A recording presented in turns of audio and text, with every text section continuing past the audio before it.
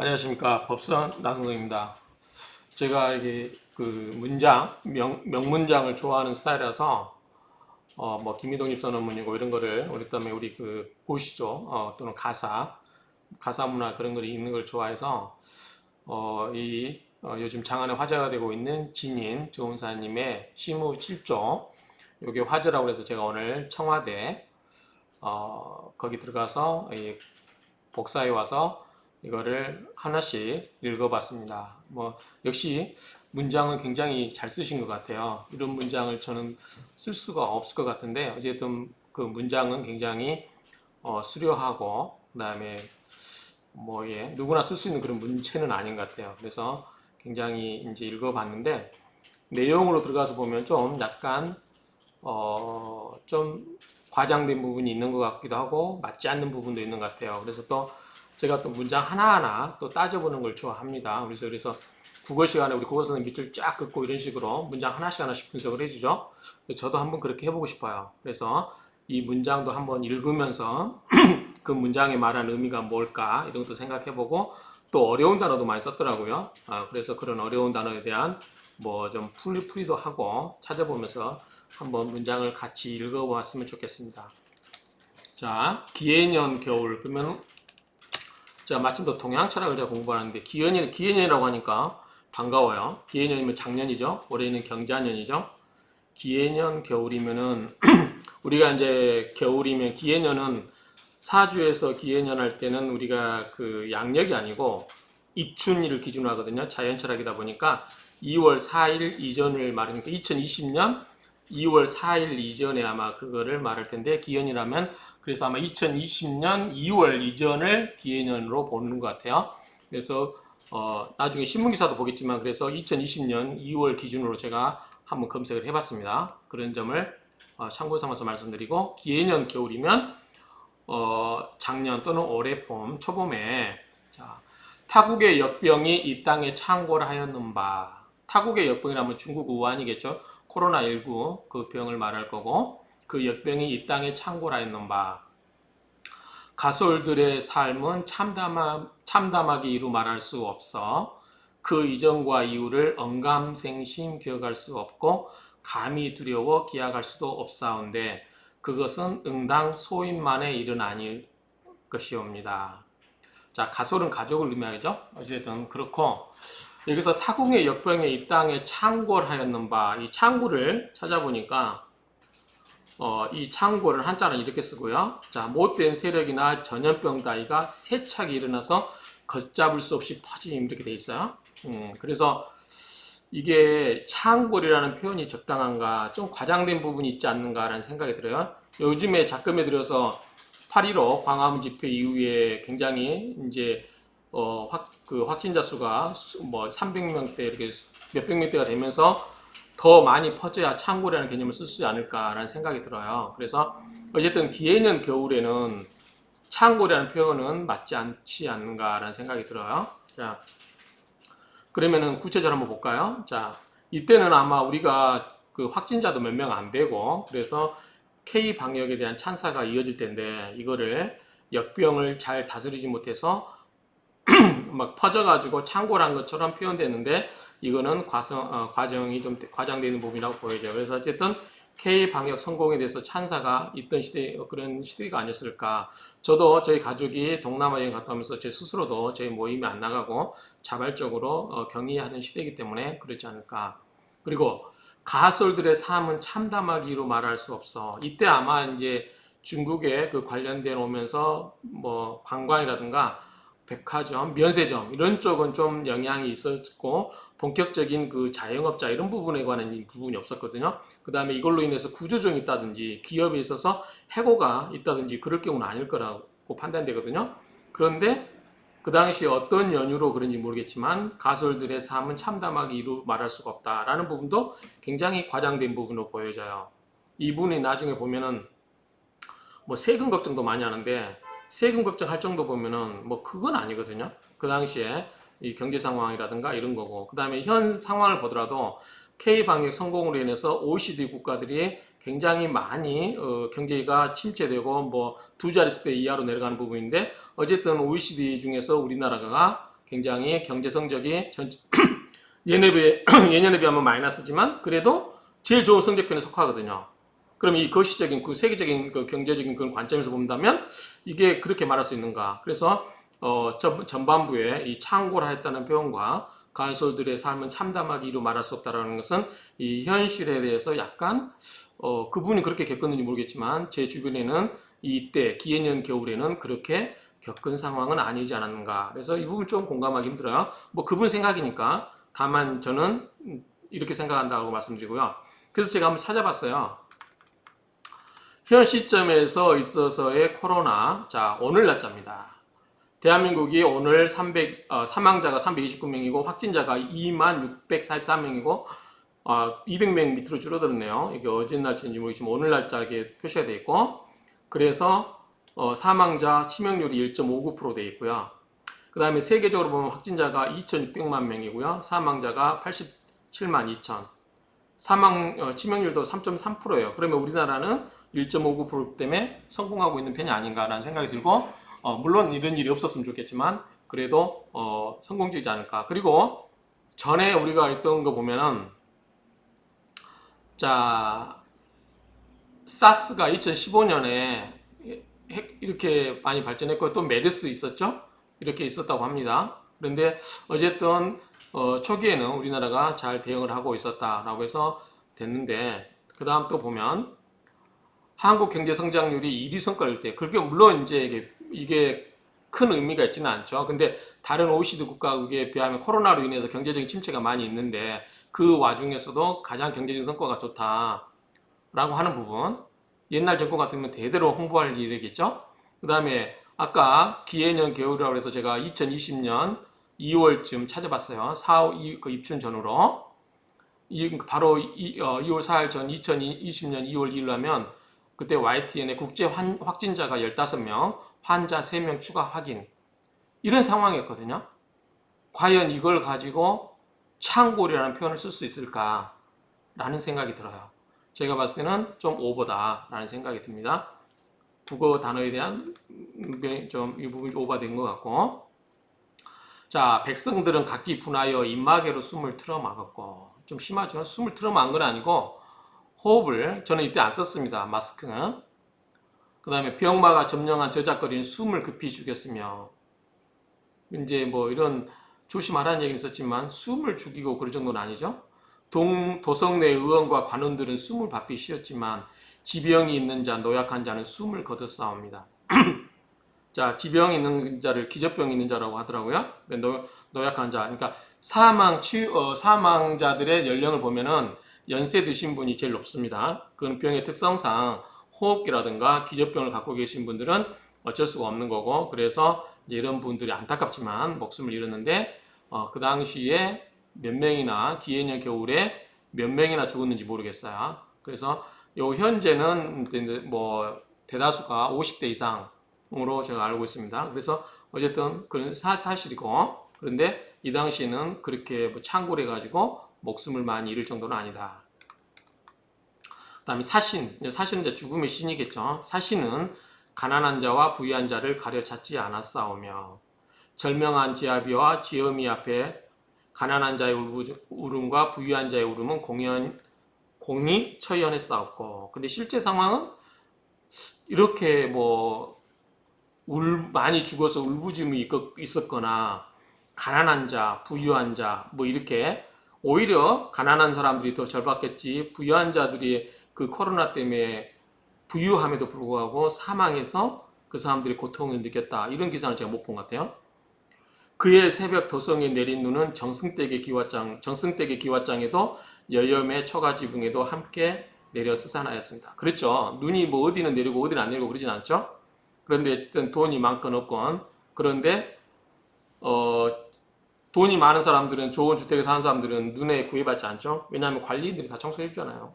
눈 다 쓸어주고 여염집 초가지붕 가난한 집 분들은 그 비탈길에 사시고 궁하게 사신 분들은 눈이 오면 연탄재 뿌리고 그래야 되겠죠. 서울에 얼마나 있는지는 모르겠지만 어쨌든 빈부격차가 나는 곳에서 이런 부분에서 충분히 그 차별이 이제 구별이 있을 수 있어요. 그런데 동일하게 적용됐다고 하는 것은 약간 감정적 호소가 아닌가라는 생각이 들어요. 그래서 이렇게 실제 상황이라든가 이 구별의 논점 이렇게 부유하거나 가난하거나 동일하게 사신이 찾아왔고 처절하게 같이 고통을 느꼈고 그 다음에 어떤 이렇게 그 병의 기운이 동일하게 찾아왔다는 점에 대해서는 찾아오는 건 동일하지만 대처하는 방법은 각기 다르지 않을까. 그래서 뭐 이렇게 같이 가난한 자와 부자를 여기에서 이렇게 같이 논할 필요는 있을까라는 생각이 들어요. 어쨌든 하오나 폐하 참 문장은 잘 쓰시죠. 인간의 본성은 본디 나약하나 이 땅의 백성들은 특히 고난 앞에 결연하였고 인간의 본성은 본디 추악하나 이 땅의 백성들은 특히 역경 앞에 서로 돕고 의지하였나니 아녀자의 치마로 돌을 실어 외적의 골통을 부순 행주산성이 그러하였고 십시일반 금부치를 모아 빈사 직전의 나라를 구해낸 경제의 위기가 그러했듯 이는 곧 난세의 천운이요 치세의 근본이 아니고 무엇이겠사옵니까? 이 부분은 제가 좀 이해가 안 되는데 어쨌든 행주산성이라든가 IMF 때 그거를 실제로 그러니까 우리가 말하면 선조의 의주 피난 있죠? 뭐 이런 거 있잖아요. 그러니까 위정자들이라든가 이런 사람들이 국가를 구한 게 아니고 결국에 가서는 뭐냐면 힘없는 백성들이 나라를 구했어요. 지금까지 보면 우리나라의 역사를 보면 그래서 이런 부분에 대해서 이제 보는데 이제 여기서 제가 쓰고 싶은 건 뭐냐면 백성이 항상 우리나라는 희생당하는 나라예요. 그런데 나라를 구하는 것도 백성이고 그런데 지금까지 보면 우리가 기득권층이 있죠. 위정자 또는 권력자. 지금 현재는 권력기관이라고 그래서 권력기관의 군부, 하나회라고 하는 군부, 국정원 다 어느 정도 이제 민주적인 통제 정치하에 들어갔죠. 현재 지금 논의되고 있는 게 검찰 개혁이죠. 검찰이 무소불위의 권력기관으로서 현재는 그거에 대해서 이제 그 권력을 국민의 통제하에 두는 작업들을 지금 시행하고 있는 것 같아요. 그리고 그동안 이제 제가 그동안 이야기했던 것 중에 하나가 뭐냐면 권력기관, 즉 검찰 개혁 이후에는 언론 개혁을 해야 된다. 그래서 현재 언론기관이 무차별하게 그동안에 조국 장관의 일가를 무차별하게 테러 비슷하게 했던 그 부분을 지금 하나씩 소송을 당하고 있죠. 형사처벌 고소를 당하고 있거나 손해배상을 당하고 있습니다. 거기에는 저 같은 유튜버도 포함이 되어 있고요. 어쨌든 현대 언론을 지배하는 자 그리고 지금 청산 제가 또 이제 지적한 것 중에 하나가 우리가 앞으로 숙제가 뭐냐면 검찰 개혁 그 다음에 언론 개혁 그 다음에 지금까지 어쨌든 일제 청산이 제대로 되지 않았었는데 이 부분을 한 번은 반드시 짚고 넘어가야 된다라는 부분을 이야기를 했었거든요. 제 유튜브 찾아보면 있습니다. 근데 어쨌든 그 세 가지 조국 장관 후보자였을 때 그날 저녁에 제가 찍은 유튜브가 있습니다. 그 다음날 바로 거기에서 제가 검찰개혁, 언론개혁, 일제청산 그리고 기업에 관한 이야기도 했었어요. 근데 이분도 이게 쪽에 나중에 보면 쓰고 있더라고요. 그래서 일맥상통한 부분이 있어서 설명을 드리는데 어쨌든 이런 부분들이 앞으로 우리가 개혁을 해서 결국은 누가 된다?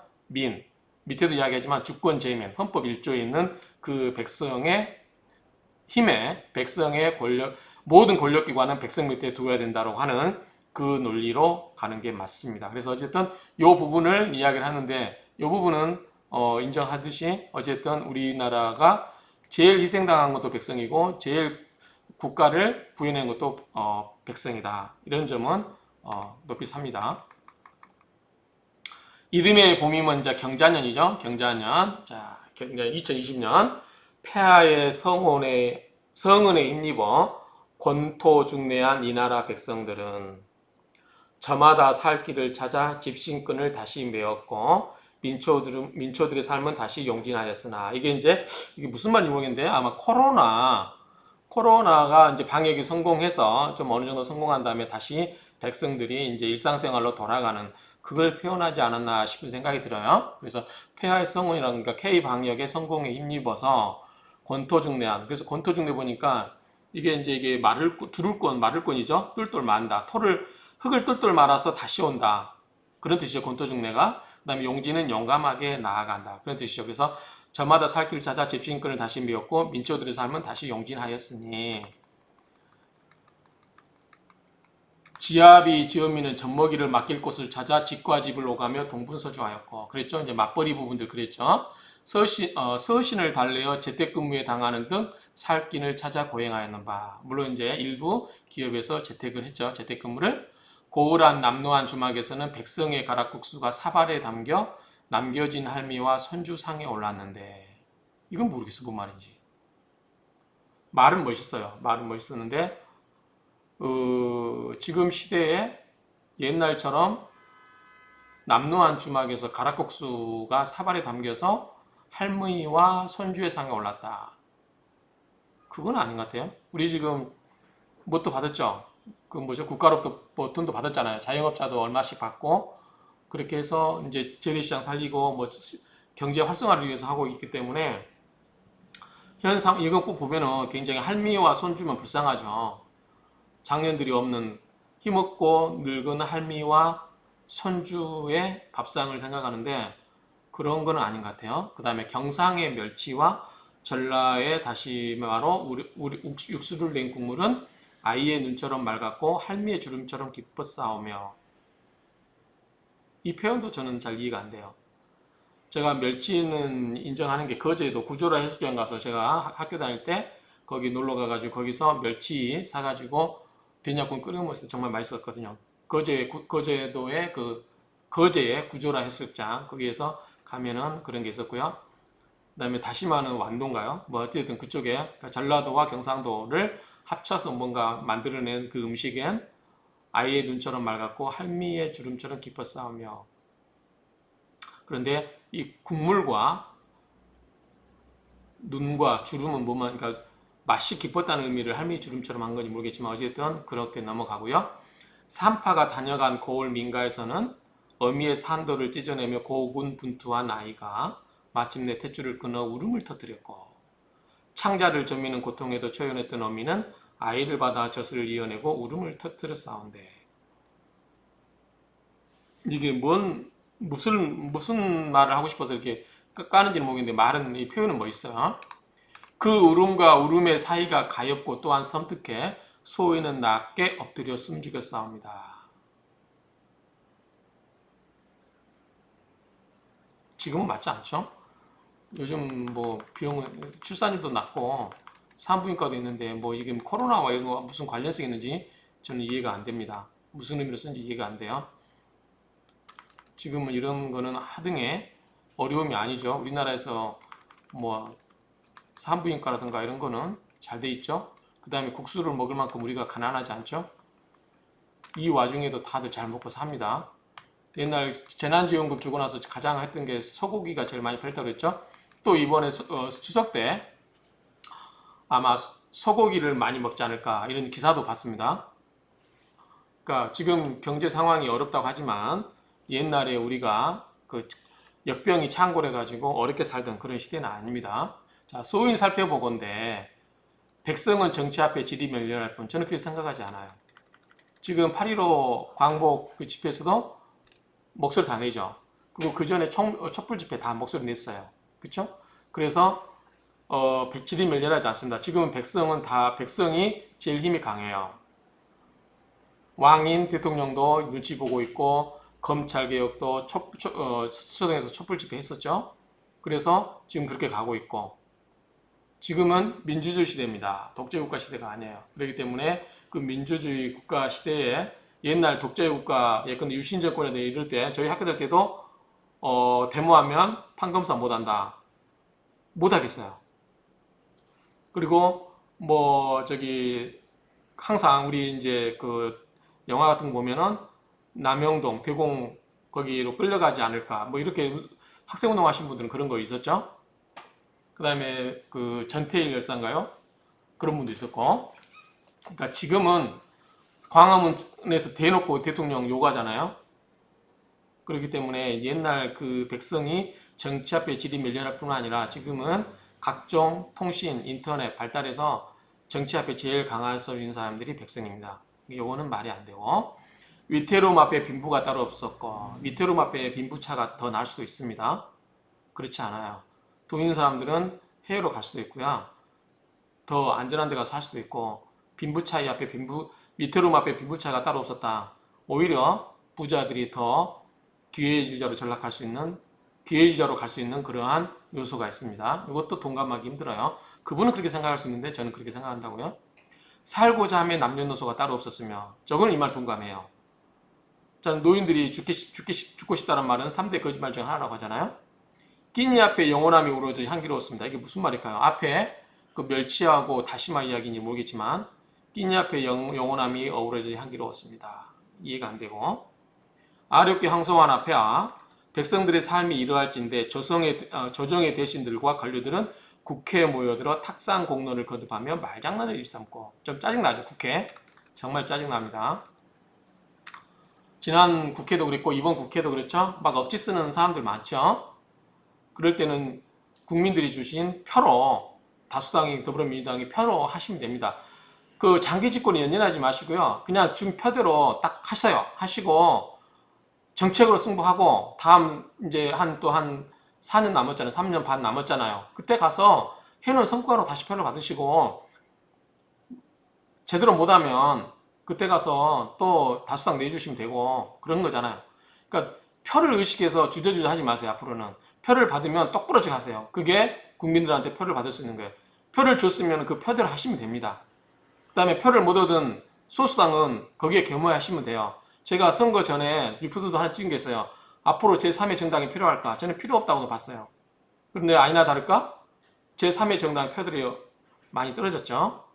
앞으로 제3의 정당의 시대는 3의 정당. 우리나라 민주정치를 보면, 우리나라 정당 역사를 보면 굉장히 다수당이었어요. 다수당제. 그런데 이제 미국이나 보면 다 이 양당제잖아요. 그런 것처럼 우리나라 정치 체제도 앞으로는 양당 체제로 가지 않을까. 저는 그렇게 예측을 했어요. 그래서 선거 전에 제3의 정당이 필요할까? 정의당이니 바른미래당이니 이런 게 필요할까?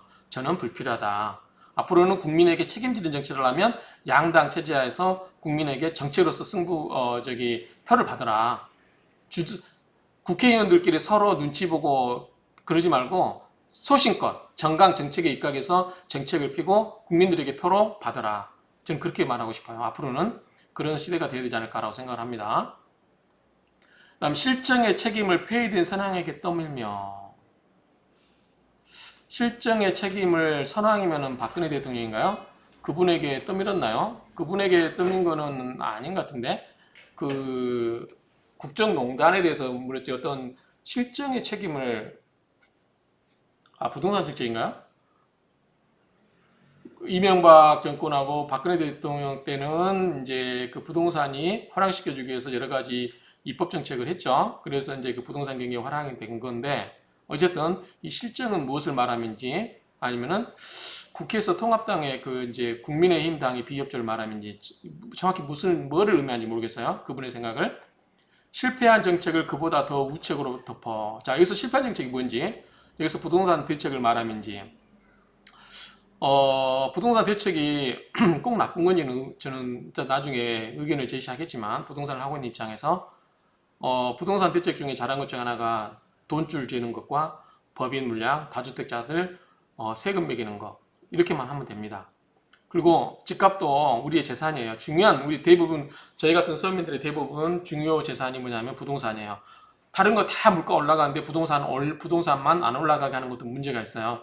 적정 가격으로 올라가라는 거죠. 너무 급하게 올라가서 그리고 그 적정한 가격 이상으로 올라가서 그거를 일종의 투기 수단으로 투자가 아닌 투기 수단으로 활용하시는 분들을 규제하면 되는 거지. 부동산 값이 반드시 떨어져야 된다. 이것도 맞지 않는 생각이라고 봅니다. 그래서 어떤 정책이 우책인지 지금 말은 다 좋아요.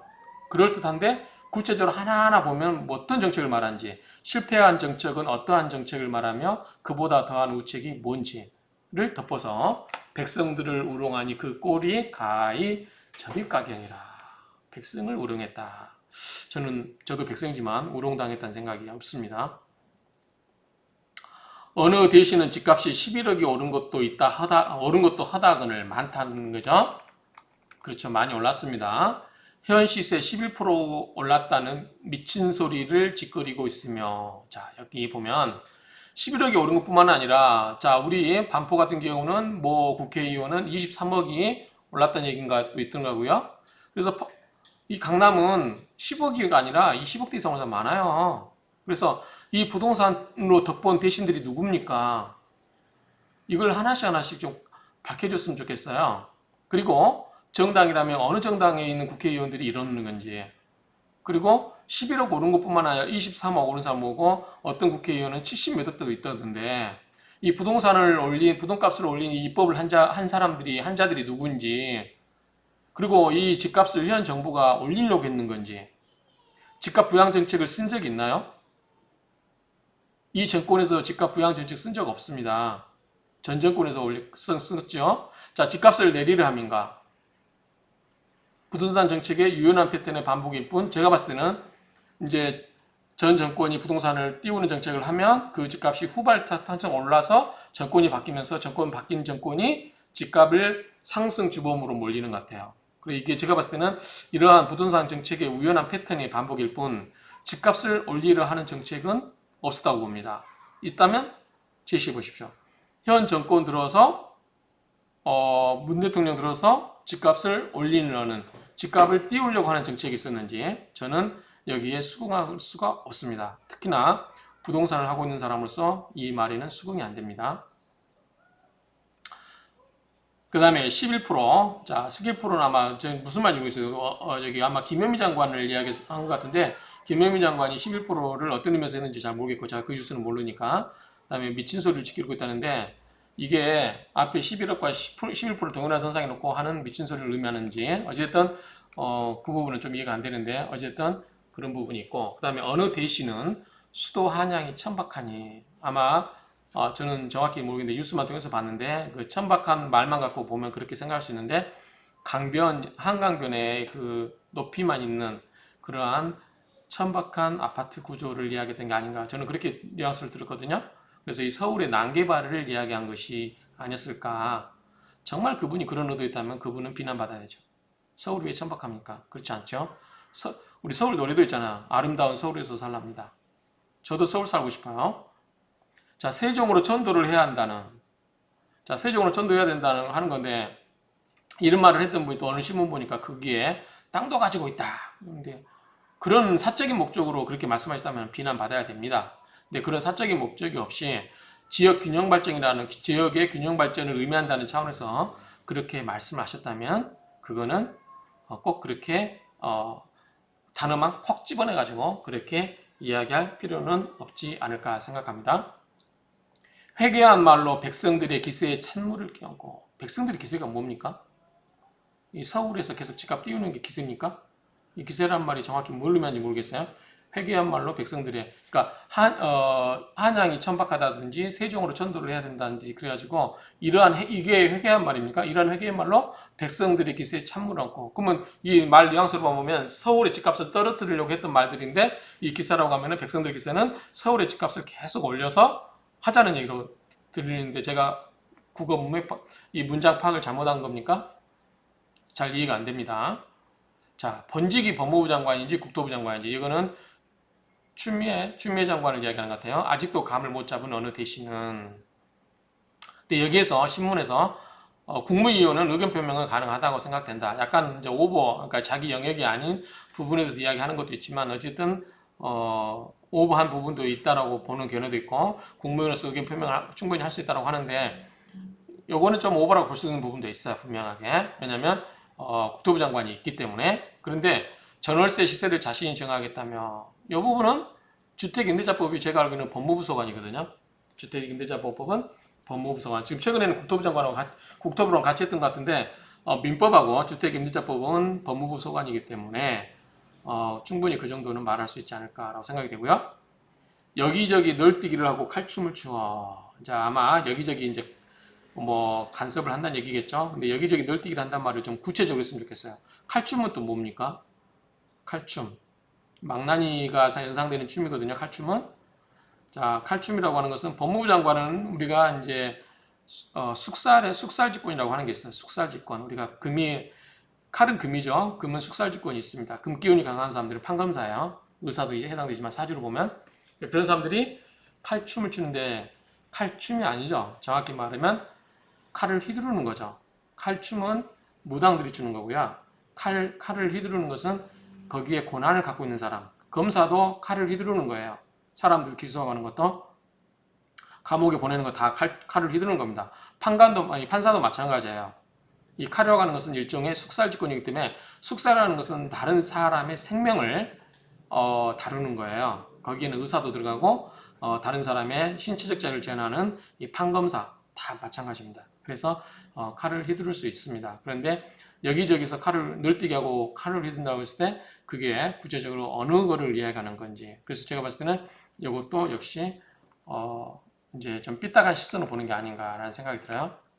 미천한 백성들의 애간장을 태우고 있사온데 전월세를 낮게 책정하면, 그리고 우리가 이번에 임대차 3법에 의해서 계약갱신권이 인정이 되었죠. 그러면 누가 혜택을 보죠? 임차인이 혜택을 봅니다. 임차인이 강한 사람입니까? 임대인이 강한 사람입니까? 임차인이 약자입니다. 그 약자를 보호하기 위해서 임대차 3법을 만들어 놓고요. 그렇게 했는데, 그러면은 그 혜택을 누가 보냐면 이분 논리라면, 이 지인 이분의 논리라면, 미천한 백성이 임차인을 말한다면 미천한 백성들이 통상적으로는 그렇게 해석이 되죠. 미천한. 그러면 애간장을 태우고 있는 사람은 누구예요? 집주인이죠. 임대차 3법이 되면은, 임대차 3법이 통과되면은 다 집주인들이 애간장을 태워요. 보증금을 더 올려야 되는데 올릴 수 없다, 이렇게 상담하시는 분들이 많거든요. 그러면 미천한 백성들이 애간장을 태운다고 하는데, 그러면 이거는 임대인을 이야기하는 것 같은데, 애간장을 태우는 것은 임차인보다는 임대인이거든요. 그리고 만약에 임차인을 상징한다 그러면 전세보증금을 올려달라고 하는데, 전세보증금을 무한대로 많이 올리면은 애간장을 태우는 거는 임차인이겠죠, 세입자. 그런데 그걸 정부가, 국가가 못하게 해요. 그러면 애간장을 태우는 것을 잠재우려고 하는 거죠. 그러니까 이거는 맞비 문맥이 맞지 않아요. 미천한 백성들의 애간장을 태우고 있사온데, 이거는 애간장을 태우는 거는 현 시세에서 임대차 3법으로 이걸 표현하면 임대인인데, 임대인이 미천하진 않죠. 임차인이 오히려 더 미천한 거죠. 그래서 국가는 미천한 임차인을 더 보호하고자 임대차 3법을 도입한 거죠. 그렇죠? 보증금 상한제라든가 이런 것은 더 힘없는 임차인을 보호하기 위하기 때문에 미천한 백성들의 애간장을 태우고 있사온 데는 이거는 말이 않다. 내용상 말이 틀리게 거꾸로 돼 있다, 이런 얘기입니다. 과연 이 나라를 일으켜 세우려는 자들은 일터에 나앉은 백성들이옵니까? 아니면 궁궐과 의회에 앉아 모여 앉은 대신들이옵니까? 지금 일 안 하는 사람들이 누굽니까? 국회의원들 아닌가요? 지금도 일하고 있는 걸요. 아이고, 진이가 똑똑해라.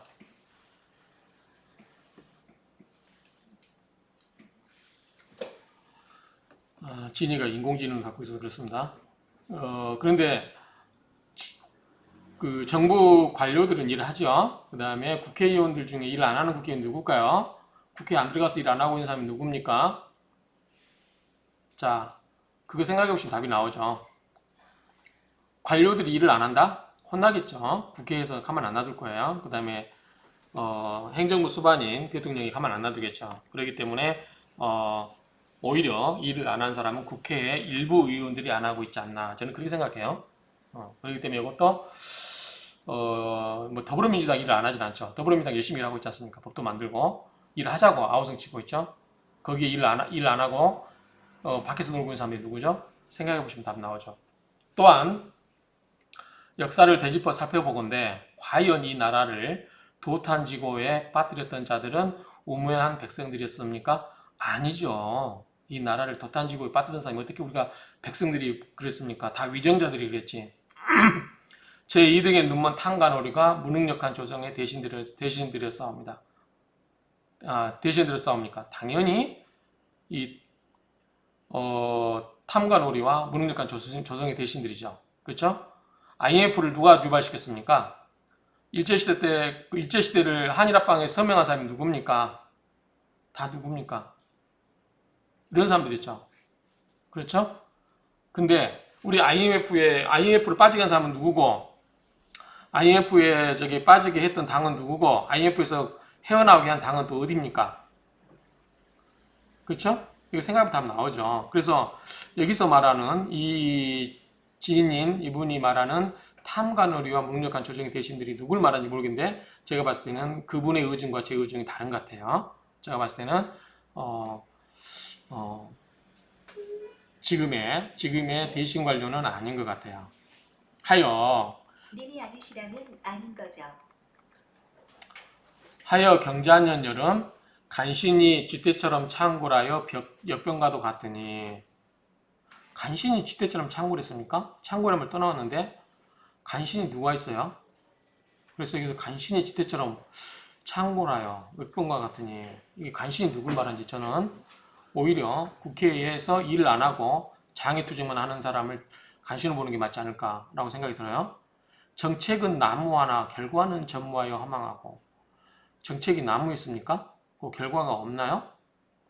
이것도 좀 이해가 안 돼요. 그러니까 말은 아름다운데 그 아래 내용이 없어요. 내용이, 말의 내용이. 실은, 여기 실은 열매 시자죠. 열매, 실은 하나이나 설, 말씀 숫자죠. 다분하니. 그러니까 어떤 결과물은 하나인데 말은 많다는 거죠. 그래서 그런데 이것도 민주사에서는 당연한 거죠. 같은 민주당 내에서도 보면 더불어민주당에서도 뭐 재난지원금을 선별해서 주자, 다 주자 이렇게 말이 다르잖아요. 그런데 그분들의 공통된 특징은 결과가 나오면 거기 승복해요. 그렇죠? 그러니까 어떤 민주적인 절차 과정 중에서 설이 많아서 사람마다 생각이 다 다르기 때문에 거기에서 좋은 아이들을 서로 토론해서 이끌어내는 거는 맞아요. 그리고 결과가 나오면 통일적이고 획일적으로 빠르게 집행되면 되는 겁니다. 그렇기 때문에 이것도 좀 이상하고. 민심은 4분 5열일진데 민심이 4분 5열 아니죠? 제가 봤을 땐 크게 두 개예요. 그렇죠? 민심은 크게 두 개입니다. 제가 앞에 3회 정당이 없어질 것도 이야기했겠지만 이제 민심도 크게 4분 5열이 아닌 두 파로 나뉜다. 그래서 2당 체제로 가지 않을까. 이분법으로 이제 가겠죠. 조정의 대신들과 관료들은 제 당파와 이익만 챙기며. 요건 아마 민주당을 이야기하는 것 같은데, 민주당이나 제가 봤을 땐 그런 것 같지가 않아요. 그 다음에 폐하의 눈과 귀를 흐리고. 이건 잘 모르겠어요. 실제로 청와대에서 그렇게 하고 있을 수도 있어요. 근데 저는 뭐 청와대 들어가지도 않고 모르기 때문에 정치도 잘 모르고. 근데 뉴스에 나온 거 보면 예컨대 박근혜 대통령이 좀 최순실처럼 이렇게 뭔가를 뭐 했다고 하는 걸 못 들어봤어요. 우리 지금 노영민 실장님인가요? 그분이 권력을 막 휘두르면서 막 대통령 모르게 뭔가를 하고 있다는 얘기도 못 들어봤고, 막 열에 떠밀려가지고 집도 팔고 있잖아요. 그런 분이 막 권력의 실세가 따로 있어가지고 누가 권력 실세일까요? 난 이해가 안 되네. 지금 문재인 대통령 몰래 막 뒤에서 권력 실세가 행포를 부리고 있다는데 그분들이 누굴까요? 난 이해가 안 돼요. 병마와 증세로 핍박받는 백성들의 고통은 날로 극심해지고 있는 바. 지금 코로나로 인해서 크게 이렇게 많이 뭐 병실이 부족해가고 그런 적은 없어요. 최근에 의사들 파업도 아니라면서요. 의사들은 법률적인 단체가 아니기 때문에 파업이란 말 쓰면 안 된대요. 그냥 단체 행동. 그래서 의사들이 그렇게 해서 이제 환자들이 고통을 받게는 있겠지만 백성들의 고통을 극단적으로 몰고 가는 것은 정부 역할이 아니죠. 오히려 정부는 의사들을 빨리빨리 들어와서 돌봐라. 이렇게 하고 있죠. 그리고 핍박이라는 말도 말이 안 돼요. 옛날 유신 시대 같으면은 그 끌려가서 지도서 모르게 뭐 이렇게 고문당하고 그럴 거예요. 그런데 지금은 놀랬어요. 광화문에서 아예 대놓고 황제 폐하를 욕보이고 백주대낮에 청와대 가자 쳐들어가자라고 시위를 행진을 하질 않나? 이건 옛날 보면 영모예요, 영모. 그래서 궁궐로 가두행진을 하지를 않나? 이런 사람들 잡히면 어떻게 해요? 옛날 같으면 일당들 다 삼족을 멸하고 광화문 앞에서 능지처참 당해야 되죠. 근데 이런 소식을 들은 바가 없어요. 옛날처럼 버스를 세워가지고 광화문을 다 원천 봉쇄하고 데모를 못하게 하고 이런 거 본 적도 없어요. 87년도인가에 그때 광화문에 한번 그 민주화운동 한 적 있었죠. 저도 한번 그때 나가봤는데 어쨌든 광화문에서 반정부 시 또는 욕 시큰하게 대통령 욕하고 막 그래요. 그러니까 뭐 그런 거에서 못하게 하고 그런 걸 본 적이 없고 핍박받는다는 생각이 안 들어요. 너무 자유분방해요, 요즘. 그렇죠? 대놓고 자유분방해요. 그다음에 병마와 증세를 확산시키지 않고자 하는 노력에 찬물을 끼얹고도 반성도 안 하죠. 최근에 그래서 대통령이 한 말씀 하셨죠. 좀 미안해하는 신용이라도 해라. 그런데 대놓고 모함으로 몰고 가고 있고 기획된 뭐처럼 이렇게 이야기를 해요. 그게 핍박받는 사람들의 모습입니까? 제가 봤을 때는 그렇지 않아요. 전혀 핍박받지 않고 있어요. 오히려 민주주의라는 이름 하에 오히려 유정자들을 핍박하고 있어요. 그리고 그 종교라는 이름 하에 신자와 저희 같은 백성들을 혹소에 문민하고 있어요. 도대체 누구를 말하는지 모르겠어요. 누가 핍박받고 있다는지 모르겠어요. 누가 그 핍박을 하고 있고. 자, 소인이 피를 토하고 내수를 뿌리는 심정으로. 내수가 이게 그 두뇌내자 골수자인가 이게? 그런가 봐요. 그래서 내수란 말도 잘 모르는데 소인이 피를 토하고 내수를 뿌리는 심정으로 시무 칠조를 주청이네요. 주창이 아니라 주청에 올리니 부디 굽어 살피시어 조정의 대신들과 관료들은 물론 각지의 군수들을 재촉하시고 이를 주창토록 하시오면. 제가 봤을 때는 원인 진단이 잘못됐다는 생각은 안 하시는지 이분한테 묻고 싶어요. 지금 어떤 지금 그 쭉 글을 보면 원인과 결과, 그 원인의 진단을 좀 생각이 다른 것 같아요. 강요할 생각은 없어요. 이 말 듣고 제 말에 대답 안 해도 돼요. 사람마다 다 생각이 다르기 때문에 자기 생각을 이야기하는 거죠. 보시는 분들이 판단하시는 거니까. 그래서 만약에 진맥이 잘못했으면 처방이 올바를 수가 없죠. 그래서 제가 봤을 때는 이 진맥을 잘못한 것처럼 보인다. 진맥을 잘못한 것으로 보이기 때문에 여기에서 나오는 여러 가지 그 처방이라고 하는 주창, 이게 주청하는 거죠. 황제한테, 대통령한테 뭐 해달라 하는 것이 제가 봤을 때는 약간 오류가 있지 않을까라는 생각이 들어요. 자. 소인은 살아서 더 바랄 것이 없고 죽어서는 각골난망하여 그 은혜를 잊지 않겠습니다. 지금이 어느 시국입니까? 제발 우매한 짓 좀 하지 마세요. 함부로 목숨 건다고 하거나 순교한다고 하거나 삭발하거나 단식하는 신용하지 마세요. 저번에 아마 박지원 지금 국정원장이죠. 그랬죠? 제발 국회의원들 삭발한다고 하고 단식한다고 하고 그러지 말아라. 그렇죠? 그 다음에 최근에 지금 정광훈 씨가 나와서 순교한다고 그랬죠. 한 달 이내에 사고 안 하면 순교한다고 했나요? 순교는 종교적인 개념 아닌가요? 종교 핍박을 했을 때 받는 게 이게 순교하는 게 아닌가? 제가 국어 단어를 잘못 이해하고 있나요? 이 말도 적정하지 않은 것 같아요. 그래서 부디 가족을 생각해서 그런 우매한 짓을 하지 마십시오. 왜 가족들하고 죽습니까? 황제 폐하에게 지근한다는 사람이 그 헌을 하면 안 되죠. 그래서 이거는 황제를 능멸하고 국민을 없인 여기는 처사라고 보여집니다. 그래서 지금 말투는 여기 쓰시는 거는 말투 쓰는 거는 이게 이분이 이제 그 황제한테 글을 쓰다 보니까 저도 그 말에 답을 쓰다 보니까 이렇게 말투가 이렇게 가버렸어요. 저기 옛날 고문체처럼. 그래서 이런 거를 이제 보고 이렇게 하면 너무 길어지는데 어쨌든 하여 소인 좋은사는 넙죽 엎드려 삼가 시무칠조를 고하나니. 서론이 길었죠. 근데 말은 멋있어요. 근데 제가 봤을 때는 내용은 진단 그 원인을 잘못 진단하셨다라고 저는 생각이 돼요. 그런데 제 생각을 강요할 생각이 추호도 없습니다. 우리는 민주주의 사회예요. 자기 생각대로 이야기를 하는 거예요. 그 생각을 보고 여러 사람들이 하고 그 생각에 대해서 다수가 공감하는 쪽으로 사회가 굴러가겠죠.